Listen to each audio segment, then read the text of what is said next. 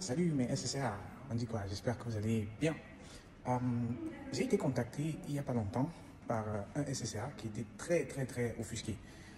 Offusqué pourquoi? Parce que il a posé sa candidature dans une entreprise pour un rôle technique, mais il n'a pas été retenu. Et grande était sa surprise qu'il n'ait pas été retenu. Pourquoi? Parce que, dit-il, il est le plus compétent dans l'entreprise. Il a pris la peine d'examiner le profil des personnes qui travaillaient dans cette entreprise-là. Et lui, docteur dans un domaine précis de la production additive, il dit il y a très peu de Camerounais. C'est un Camerounais, je précise. Il dit il y a très peu de Camerounais, il y a très peu d'Africains qui ont fait ce qu'il a fait. Il a publié plusieurs articles dans des journaux de référence et il a fait ce que très peu ont fait. Il est allé même plus loin à examiner le profil du personnel de cette entreprise et il n'aurait vu personne avec un profil proche du sien. Donc, il est convaincu qu'il est très compétent. Et donc, il s'offusque. Pourquoi est-ce qu'il n'a pas été invité, ne serait-ce que pour un entretien d'embauche? Convaincu du fait que, avec son expertise, avec ce qu'il apporte sur la table, il devrait au moins être invité pour un entretien d'embauche. Donc, il est très remonté. Et moi, je dois lui expliquer pourquoi. Déjà, la première des choses, je me suis dit, il fallait que je fasse cette vidéo. Il fallait que je fasse cette vidéo parce que c'est à la fois amusant, mais c'est aussi réel. C'est une réalité à laquelle les candidats font face. Vous pouvez être convaincu d'être compétent, mais vous n'êtes pas retenu. Ou bien vous êtes invité à un entretien d'embauche, après l'entretien téléphonique, après le premier entretien, vous n'entendez plus jamais parler de l'entreprise parce que convaincu par votre expérience. Il y a plusieurs volets à cette situation. Des fois, vous pouvez tout simplement être surqualifié pour le rôle. C'est-à-dire qu'on a besoin de quelqu'un qui peut faire le rôle et non pas de quelqu'un qui peut faire plus que ce qu'on demande dans le rôle. Donc, si vous êtes surqualifié, on ne va pas considérer votre candidature. C'est aussi simple que ça. Vous êtes surqualifié. J'ai des candidats qui sont allés aux interviews et à qui on a dit on trouve que vous êtes surqualifié, le rôle ne vous convient pas. Pourquoi est-ce qu'on ne va pas vouloir vous recruter si vous êtes surqualifié?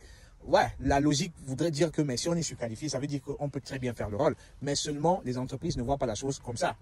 Être surqualifié, c'est un risque pour l'entreprise en ce sens-là que vous risquez de vous ennuyer au bout d'un certain temps. Et puis, après 6 mois de période d'essai, 1 an maximum, vous allez quitter l'entreprise. Donc, à vous, pendant les interviews, de rassurer les entreprises par rapport à votre qualification et les persuader du fait que ce serait un avantage pour eux, que vous soyez surqualifié parce que vous allez apporter dans ça, vous allez apporter dans ça, vous allez apporter dans ça, vous allez former le personnel, vous allez créer de nouveaux process, vous allez... Bref, il faut qu'on voit un avantage à votre surqualification.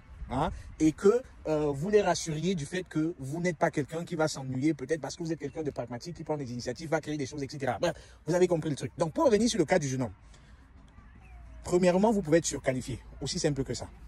Deuxièmement, vous pouvez même ne pas avoir les qualités qu'on recherche pour le rôle. C'est pas parce que techniquement parlant, vous pensez être fort dans votre domaine que l'entreprise va comprendre que vous êtes fort. Non, il y a votre appréciation de vos qualités et il y a l'appréciation de l'entreprise des qualités recherchées. Un exemple très simple. Lorsque vous avez vos entretiens de fin d'année, revue de performance, des fois, les entreprises vont vous demander évaluation personnelle avant qu'on ne parle de l'évaluation du manager. Généralement, vous allez avec une évaluation personnelle convaincu que l'année était très bonne, que vous avez tout cassé, que vous étiez hyper performant, mais à votre surprise, le manager trouve que c'était un flop total. Ça arrive. Donc, que vous soyez convaincu du fait d'être performant ne veut pas dire que les entreprises vous voient comme performant. Vous pouvez tout simplement ne pas être qualifié. Parce qu'il y a quelque chose que l'on recherche que vous n'apportez pas. Peut-être qu'on cherche quelqu'un qui a été, mais vraiment dans l'élément du poste. C'est-à-dire que les tâches du poste, quelqu'un qui n'a fait que ça, et vous avez fait semblable, et vous pensez que vous êtes qualifié, ça peut ne pas marcher. On ne vous invite pas. Des fois aussi, c'est juste que pour le même poste, il y a eu tellement de candidatures que votre candidature n'a pas eu le temps d'attirer l'attention des recruteurs. C'est-à-dire que c'est la raison pour laquelle je vous recommande toujours, hein, lorsque vous candidatez, faites tout pour être les premiers. Faites des filtres, mettez des filtres, genre les candidatures qui ont été annoncées depuis 7 jours seulement, pour faire partie des premiers. Pourquoi? Parce que à un moment donné, lorsqu'on a suffisamment de candidatures, on n'en reçoit plus, tout simplement. À quel moment est-ce que votre candidature est arrivée? Donc, il va s'offusquer, se disant, on n'a pas reçu ma candidature, pourtant je suis qualifié. Non, c'est peut-être parce que ta candidature n'est pas arrivée à temps. Et du coup, elle n'a même pas eu le temps de séduire, de persuader. On ne l'a même pas examiné. Ça, c'est un autre élément. Et l'élément avec lequel je voudrais conclure cette vidéo, c'est que c'est pas parce que vous êtes un docteur que vous allez vous dire que vous avez des chances. Bien au contraire. Ça rejoint peut-être le premier élément. Hein. Être surqualifié peut peut-être faire peur. Parce que lorsque vous avez beaucoup d'expérience, on sait que vous allez demander un certain salaire. Et donc, certaines entreprises ne vont même pas aller jusqu'à vous demander, oui, quel est le salaire que vous voulez avoir, parce qu'on sait que vous allez demander quelque chose de trop élevé. Et du coup, on va se limiter à des profils de juniors, hein, tout simplement. Même si on n'a pas dit ça dans la description du poste. Hein.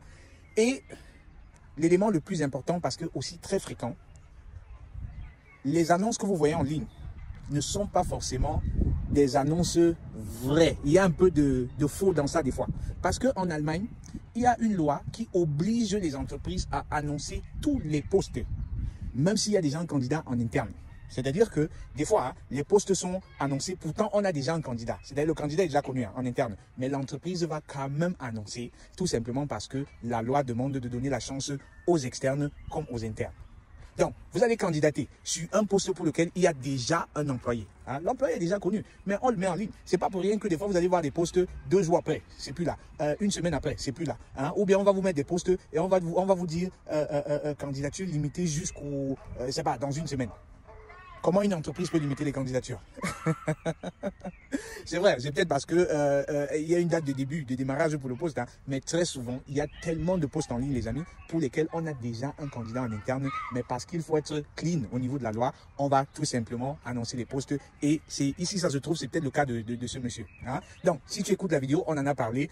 Si vous avez quelqu'un qui est dans cette situation, merci de lui partager hein, cette vidéo pour qu'il comprenne un peu comment ça fonctionne en entreprise. Donc, en gros, ça peut être un problème de qualification. Vous êtes surqualifié, vous êtes sous-qualifié. Ça peut être un problème de timing, c'est-à-dire votre candidature arrive au mauvais moment, lorsque on a déjà arrêté de considérer les dossiers. Et pour cela, vous devez utiliser des filtres pour être toujours dans les délais. Et dernière des raisons, ça peut être que, comme je l'ai dit, le poste est certes annoncé, mais on a déjà un candidat en interne et on veut être clean au niveau de la loi. Hein, les amis. Donc, dites-moi ce que vous en pensez. Est-ce que vous avez été dans cette situation? Si oui, comment gérer? Quelles sont les meilleures astuces que vous avez pour accélérer la recherche d'emploi? Et si vous êtes à la recherche d'emploi, les amis, contactez-moi. On va travailler ensemble sur votre CV, vos lettres de motivation. On va également travailler sur des préparations interview. Hein, et je vais me faire le plaisir de maximiser vos chances pour sécuriser votre prochain emploi. Parce que nous sommes malheureusement à une ère où trouver un emploi est hyper difficile. Du coup, vous devez maximiser vos chances. C'était Constantin pour vous hisser au sommet de votre carrière professionnelle. Laissez-moi un message et à très vite. Ciao.